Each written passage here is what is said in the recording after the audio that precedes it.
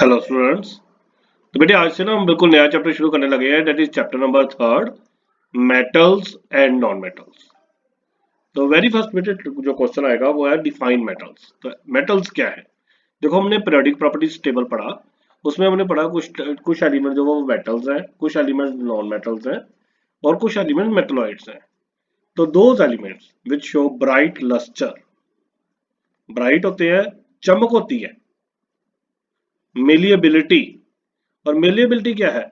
This is the property by which metals can be hammered into very thin sheets. आप देखते हो कि जो हमारे पास मेटल्स हैं उनकी शीट्स बन जाती हैं, जैसे एल्यूमिनियम की शीट मिलती है। तो ऑल दीज आर मेलिएबल। तो this is the known as the property malleability. Second है डक्टिलिटी। डक्टिलिटी मतलब it is a property due to which the metals can be drawn into thin wires. तो metals क्या है? Bright, lustre, malleable, ductile and have high thermal and electrical conductivity.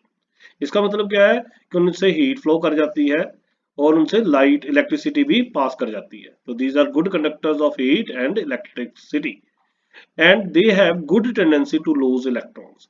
जो metals होते हैं वो electron lose करते हैं और जो इलेक्ट्रॉन लूज करते हैं उनको हम इलेक्ट्रोपॉजिटिव भी बोलते हैं।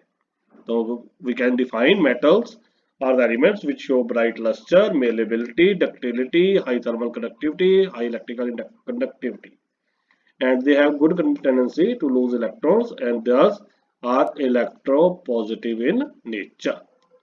So malleability क्या है? It is a property by virtue of which metals can be hammered into very thin sheets, and ductility is the property due to which the metals can be drawn into thin wires.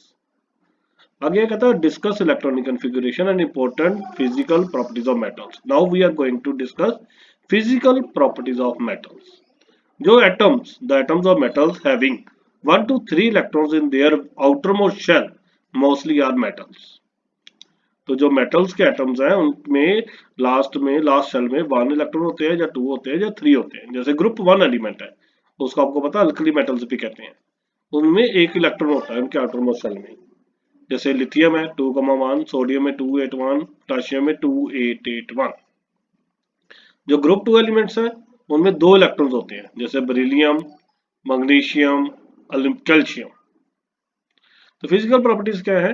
These are solid at room temperature except mercury, and mercury is the liquid metal. metals are malleable, means metals can be hammered into very thin sheets. जैसे example है gold, silver, aluminium, copper etc. Metals are ductile, means they can be drawn into thin wires. Gold and silver are most ductile metals. Copper and aluminium are also ductile, and therefore these are drawn into thin wires which can be used in electrical wiring. जो जितनी भी electrical wires हैं वो mostly aluminium या copper की बनी होती हैं। All metals are good conductor of heat. Silver is the best conductor and lead is the poorest conductor. तो सबसे बेस्ट जो है वो सिल्वर है, सबसे पुअरेस्ट जो है वो लेड है। Copper and aluminium are also good conductor of heat and therefore they are used for making utensils. Utensils मतलब बर्तन, जो आप घरों में बर्तन यूज करते हैं उनको utensils कहते हैं। Metals are good conductor of electricity. Silver is the best conductor. However, iron and mercury have lower electrical conductivities. Most of the metals have metallic luster, means chamak, and can be polished. Shining is known as metallic luster. जैसे gold है, silver है, copper है, उनमें metallic lustre होती है। They have heavy, they metals are heavy and have density. Density of mercury metal जो काफी ज्यादा होती है और जो पोटेशियम मैग्नीशियम है उनकी लो डेंसिटी होती है। Most of the metals are hard and sodium and potassium are soft and are can be cut with a knife. जो सोडियम और पोटेशियम है वो सॉफ्ट मेटल्स हैं और उनको नाइफ से भी काट सकते हैं। Most of the metals have high melting and boiling point, मतलब वो जल्दी पिघलते नहीं है, जल्दी उनके वेपर्स नहीं बनते हैं। तो टंगस्टन जो है उनका मेल्टिंग पॉइंट सबसे ज्यादा होता है और इसलिए उसको यूज करते हैं फिलामेंट्स ऑफ इलेक्ट्रिकल बल्ब्स। जो हमारे बल्ब्स के अंदर फिलामेंट होता है वो टंगस्टन का बना होता है। Most of the metals are strong and have high tensile strength. इसका मतलब है कि उनको हम खींच सकते हैं, जितना मर्जी खींच ले वो टूटते नहीं है। High tensile strength. Most of the metals make sound when hit with an object. जब कोई ऑब्जेक्ट स्ट्राइक करती है तो उनसे साउंड निकलती है। इसलिए उनको हम सोनोरस कहते हैं। सोनोरस मतलब साउंड प्रोड्यूसिंग सब्सटेंसेस। आगे difference between metals and non metals on the basis of their physical properties. Metals जो होते हैं वो मोस्टली सॉलिड होते हैं, और जो नॉन मेटल्स होती है वो सॉलिड भी होती है, लिक्विड भी होती है, गैस भी होती है। मेटल लस्टरस होती है, वो नॉन लस्टरस होती है। ओके, बस आयोडीन जो है उनके क्रिस्टल जो है वो लस्टरस होते हैं, उनमें चमक होती है। मेटल्स हार्ड होती है, नॉन मेटल जनरली सॉफ्ट होती है, एक्सेप्ट डायमंड। तो diamond is the non metal and is the hardest substance. These are good conductor of heat and electricity. These are poor conductor of heat and electricity. Except graphite. Graphite is good conductor of heat and electricity. Metals are malleable and ductile. Non-metals are usually brittle. Brittle मतलब टूट जाते हैं. These have high densities. Non-metals have low densities. Again, on the basis of their chemical properties. जो metals are, they form basic oxides. Non-metal forms acidic oxides with oxygen. Metal displace hydrogen from dilute acid. Non-metal do not displace hydrogen from dilute acids. Metals form ionic chlorides. Non-metals forms covalent chlorides. जो ionic और covalent क्या होते हैं वो अब हम इसी chapter में सीख लेंगे. Ionic chloride and covalent chlorides. Metals form positive ions. Non-metals form negative ions. Positive बनते हैं by loss of electrons. Negative बनते हैं by gain of electrons. So, what are amphoteric substances? These are the substances which possess both properties of acids as well as bases.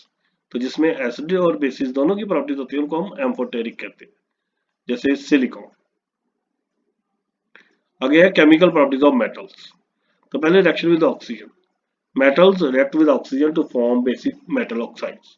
जैसे sodium है, reacts with oxygen to form sodium oxide. Sodium oxide जब वो comes in contact with water, then sodium hydroxide is formed, which is basic in nature. Magnesium reacts with oxygen to form magnesium oxide. Aluminium reacts with oxygen on strong heating, and an inert layer of aluminium oxide is formed. This layer is called corundum. Corundum. Corundum, which is mostly used for making sandpaper. आपने देखा होगा घरों में जब हम कोई white wash करवाते हैं तो वो सैंड पेपर यूज करते हैं, तो that is made of corundum. उसका फॉर्मूला है Al2O3.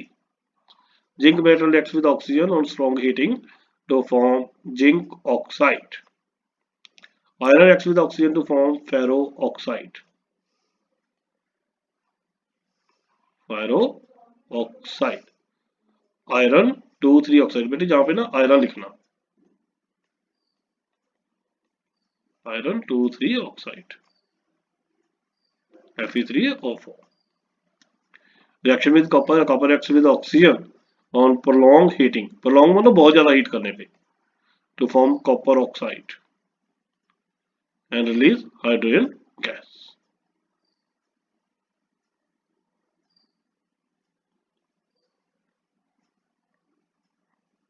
Again, reaction with acids. Metals react with acids to form metal salt and release hydrogen gas. बेटे ये जहां पे नहीं आएगा, ये भी नहीं आएगा, बस जहां तक आएगा कॉपर ऑक्साइड तक ही. Metals react with acids to form metal salt and release hydrogen gas. जैसे sodium metal reacts with HCl to form hydrogen gas and sodium chloride. ये रिएक्शंस हैं. सोडियम सल्फ्यूरिक एसिड के साथ रिएक्ट करके sodium sulphate plus hydrogen gas. Magnesium HCl के साथ react करके MgCl2 plus H2 gas. Magnesium sulphuric acid के साथ रिएक्ट करके magnesium sulphate plus H2 gas. Aluminium HCl के साथ रिएक्ट करके aluminium chloride plus H2 gas. Aluminium sulphuric acid के साथ रिएक्ट करके aluminium sulphate plus hydrogen gas. Zinc HCl के साथ रिएक्ट करेगा तो zinc chloride plus hydrogen gas. Metals reacts with water to form metal hydroxides or metal oxides, and then again hydrogen gas is formed. जैसे sodium metal है, reacts violently मतलब बहुत जल्दी react करती है, forming sodium hydroxide and hydrogen gas. Sodium plus water मिलकर sodium hydroxide plus H2. Magnesium reacts slowly with cold water to form magnesium oxide and hydrogen gas. Aluminum reacts with the boiling water to form aluminum oxide and hydrogen gas. And these are the reactions. Liquid metal क्या है? Mercury. Liquid non-metal क्या है? Bromine. Which can be cut with a knife? Sodium and potassium. Which is good conductor of electricity? Graphite. Which is hardest? Non-metal hardest? Diamond. Solid non-metals? Carbon, sulfur, iodine. Poisonous metal? lead. कहता why the use of petrol having tetraethyl lead has been banned. बेटे देखो petrol में हम पहले डालते थे टेट्राएथाइल lead लेकिन वो अब बैन हो चुका है, क्यों? कहता टेट्राएथाइल lead has lead metal which is again poisonous. Therefore use of petrol having tetraethyl lead has been banned. Why copper and aluminum wires are used in conducting electricity? Because these are good conductors of electricity and are cheap. Name two metals which do not react with oxygen. Gold and platinum do not react with oxygen. Which can form hydrides with hydrogen. जो hydrides बनाती हैं उसका formula होता है NaH या CaH2. Sodium and calcium can form hydrides with hydrogen. Which gas is always produced when a metal reacts with acid? Means कौन सी gas produce होती है? Hydrogen gas. आयरन का रिएक्शन कराना है dilute सल्फ्यूरिक एसिड के साथ, तो iron plus sulphuric acid to give iron sulfate plus hydrogen gas. And this question is very important बच्चे. कहता why sodium kept immersed in kerosene oil? तो sodium metal is very reactive metal. It reacts readily with air and water. जो sodium metal है वो काफी reactive है और air और वाटर के साथ रिएक्ट करती है. This reaction is so vigorous that it catches fire even if it is kept in open air. जैसे हम हवा में रखते हैं तो वो उनको आग लग जाती है. Therefore to protect it sodium is stored in kerosene oil. And reaction जो है वो 4Na plus O2 मिलके 2Na2O plus heat, Na plus water मिलके NaOH plus H2 plus heat. Equation for the reaction of iron का steam क्या होती है? Water to give Fe3O4 plus 4H2. Calcium की with water calcium oxide plus hydrogen gas.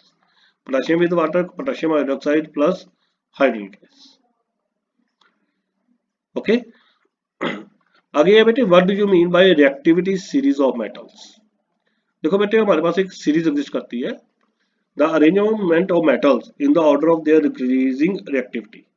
हमने metals को arrange किया हुआ है उनकी रिएक्टिविटी के हिसाब से, उनको हम बोलते हैं रिएक्टिविटी सीरीज या activity series of the metals.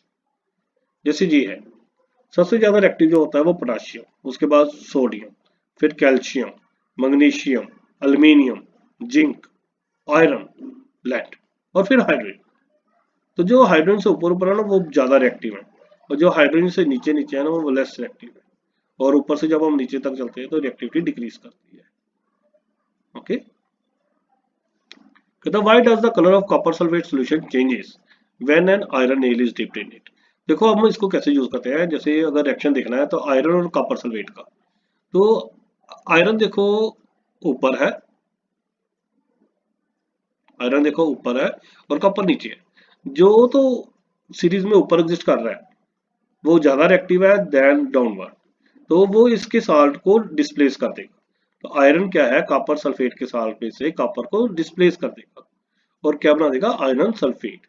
कहता iron lies above copper in electrochemical series, therefore iron will displace copper from copper sulphate solution. तो जो कॉपर सल्फेट सॉल्यूशन है वो ब्लू कलर का होता है जब उसमें से, और उसका blue colour due to copper होता है. जब उसमें से कॉपर ही निकल गया इसलिए उसका कलर चेंज हो जाएगा और वो कौन सा बन जाता है? Light green.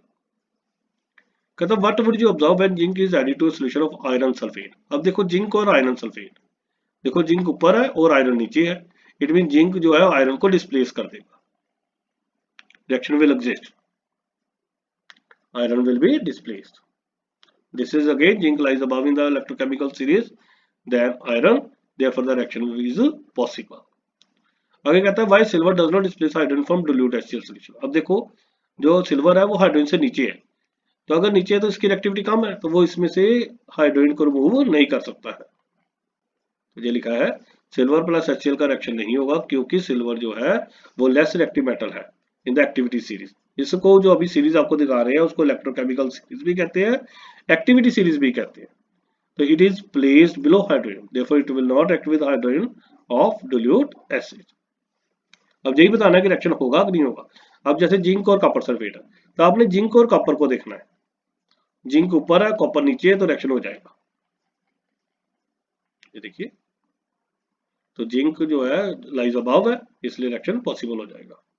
Iron zinc sulphate, अगर आप इसमें से देखोगे आयरन और जिंक सल्फेट पॉसिबल है कि नहीं है, तो जिंक ऊपर है आयरन नीचे है, तो iron plus zinc sulphate, iron plus zinc sulphate, तो आयरन को मतलब डिस्प्लेस करना पड़ेगा जिंक को, लेकिन जिंक तो ऊपर है तो आयरन की रिएक्टिविटी कम है और जिंक की रिएक्टिविटी ज्यादा है, इसलिए रिएक्शन पॉसिबल नहीं है। तो इसका आंसर आएगा नो, नॉट पॉसिबल। अगर जिंक नीचे है तो आयरन जिंक सल्फेट का रिएक्शन नहीं होगा, क्योंकि आयरन जो है वो अबव लाई कर रहा है, does not lie above zinc and can not displace zinc. Zinc plus iron sulphate हो जाएगा क्योंकि जिंक ऊपर है और वो आयरन को डिस्प्लेस कर सकता है। ओके, तो कहता है नोबल गैसेस लेस रिएक्टिव क्यों है। बेटे देखो, कोई भी कंपाउंड रिएक्टिव तभी होता है अगर उसको इलेक्ट्रॉन रिक्वायर्ड हो, या तो वो इलेक्ट्रॉन लूज करे या इलेक्ट्रॉन गेन करे। और अनरिएक्टिव होता है अगर उसके लास्ट में जो वैलेंस शेल है उसमें 8 इलेक्ट्रॉन्स हो। तो noble gases are reactive because their atoms contain 8 electrons in their outermost shell, और जो हीलियम है उसमें कितने होते हैं, 2 electrons. therefore noble gases have no tendency to lose or gain or share electrons। और what is the cause of chemical combination, जो हम कंपाउंड बनते पढ़ते हैं तो कंपाउंड बनते क्यों हैं उसके बारे में है। The cause of chemical combination is the tendency of atoms और elements to attain an octet. Octet means 8 electrons. They will either gain, lose or share of electrons. Also, the formation of chemical combination is accompanied by decrease of energy.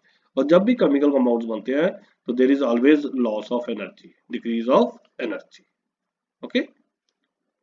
So what are the various ways in which atoms can achieve noble gas configuration? Either by losing electrons or by gaining electrons or by sharing electrons. ठीक है, तो आज के लिए बेटे इतना ही। Thank you.